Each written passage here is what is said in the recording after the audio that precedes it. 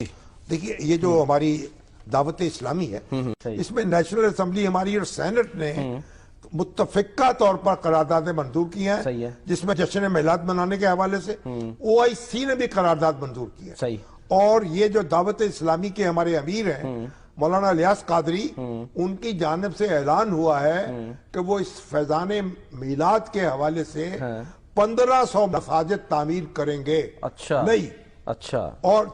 Thalassaemia اور خون کی دیگر بیماریوں مبتلا بچوں کے لیے خون کے عطیات جمع کرنے کے لیے کیمپ لگائیں گے اس عید میلاد النبی کے حوالے سے۔ یہ ایک اچھی چیز، اور ملک میں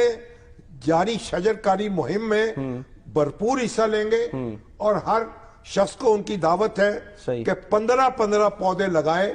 15 سال کی مناسبت سے، اور پھر دعوت اسلامی وہ پودوں کی حفاظت بھی کرے گی،